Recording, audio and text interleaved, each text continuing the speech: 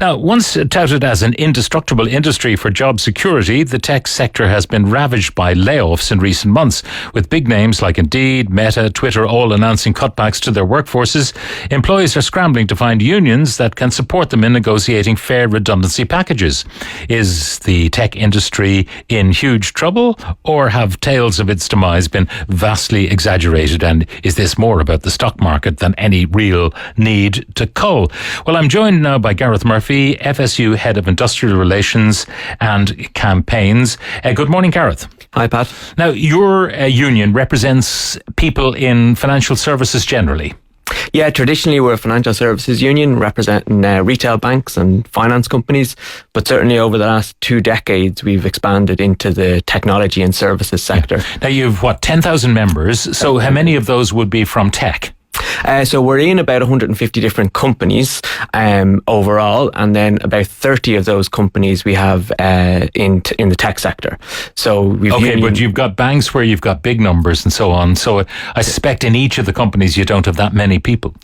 So it's growing. You're right that it would be our smaller sector within the union, but it's growing, and our membership in tech has actually doubled over the last 7 months. Now, double zero is zero. So, I mean, how many members it's over 1,000 members we have in tech sector. So it's a significant proportion of our union membership. But I mean, 150 companies in that sector and you have 1,000 members, that's 6 per company. That's an average. We're based in about 30 companies.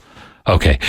Let's talk about what you can do for people who have been made redundant or who feel the cold chill of redundancy perhaps looming in their company, because big tech, it's all based in America, so Silicon Valley sneezes and we catch a cold.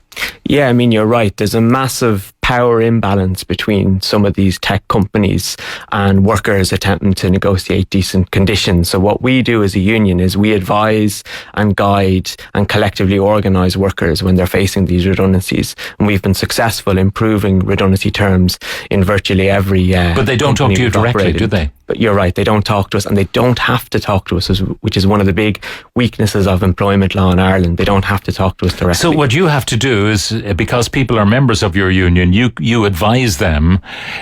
Do you have shop stewards within those companies? Yeah, that's exactly it. Okay, so you'd advise the shop steward as to how to approach the company with a view to improving redundancy terms and conditions. Yeah, that's exactly it. So during the collective redundancy process, the company establishes what's called an employee rep body or an employee rep committee, and where there are members, we then advise and guide them. And I've had the but can they exclude your members from the employee rep committee? So you mightn't have someone on that committee. My experience is union members tend to be good at getting elected because they organise their colleagues, but also many of the employee reps more recently have actually joined us to benefit from our guidance during that actual experience of consultations. Yeah. And these are workers who would do a day job, data science or software engineering, and then suddenly they're found up against corporations that have more resources than some countries, reams of legal advisors, and they're expected to be negotiating on behalf of their colleagues. So we attempt to balance that out.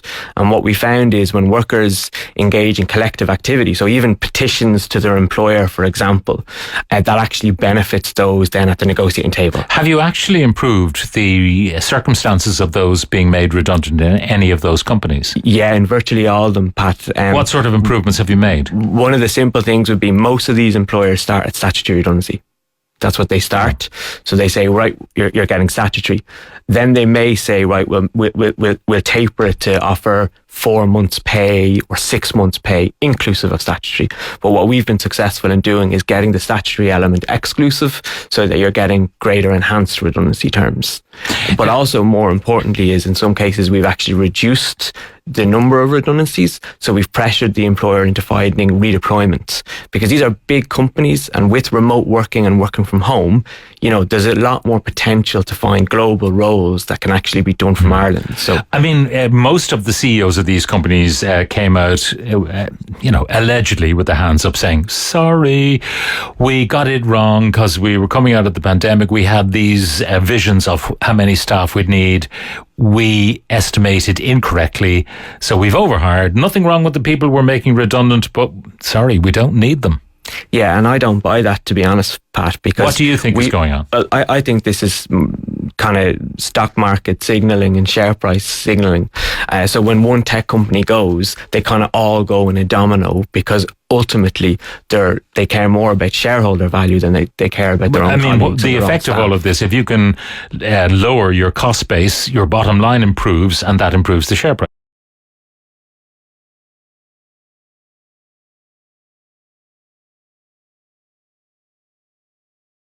Advertising new jobs in Dublin.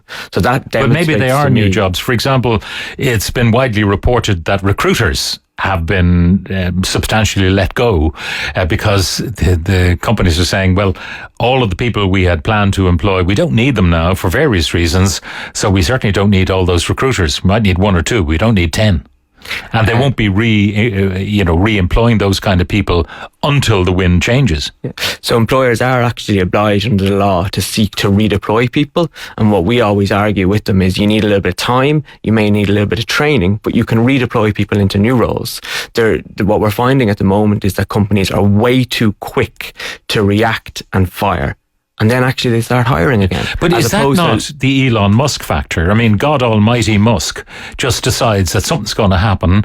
He decides in California, and it happens in London or Dublin or Shanghai or wherever he has an outpost, and whether it's Tesla or whether it's Twitter, what Elon says goes, and it doesn't matter what local management actually think. Well, it might well be, but definitely we don't want to advocate for that style of corporate culture or corporate management in companies here. And what we have, this is like the Skibbereen Eagle keeping an eye on the Kremlin. But what we have found is that when workers stand up and when workers begin to organise, they do actually make a difference, not only monetarily in terms of redundancy terms, but it's also about respect and dignity. They gain a little bit more back when they see themselves coordinating activities against their employer. They get a little bit more. So do you think there was a reluctance to spend money on the monthly sub for a union because tech was actually such a great job up to this? No, I don't think the monthly sub is really an issue. I think there's a lot of fear around employer hostility, and in one way, what we're seeing over the last couple of months is the great power of tech companies, which should instill fear, all right. But actually workers are beginning to globally say, not just in Ireland, but globally, they're beginning to say, we can stand up against our bosses, we can stand up against our employer. Yeah. Now, it's not necessarily hostile, but it's just saying we can collectively organise. I don't know how long you've observed the sector. I don't know about the banks. I can only speak of places where I have experience, like RTE, and the most vocal union reps often became managers. The poachers became the gamekeepers, and I'm sure that's true probably in these tech companies. And also, your union members, suddenly they leave the union because they've got a management job. I'm not sure that you're right in your analysis that it alienates people. They just spot the talent and take it. Look, recruitment practices internally, I'm not going to comment on for companies, but definitely we're seeing workers globally begin to unionise in every sector, tech included. Yeah. I think that this is part of it. Now, the final thing is you don't have to join a union anymore. There's no such thing as a closed shop. So the people who don't join the union get all the benefits that your guys manage to negotiate. Yeah, but the more members we have, the better benefits we will negotiate. So there's a self-interest in being involved in a union as well. Yeah. Because that kind of clout, if you've got 2/3 of the workforce in any company in a union, it's certainly far better than having 5% of the workers in that union. Interesting times we live in indeed. Gareth, thank you very much for joining us. Gareth Murphy, who's Head of Industrial Relations and Campaigns at the FSU, the Financial Services Union.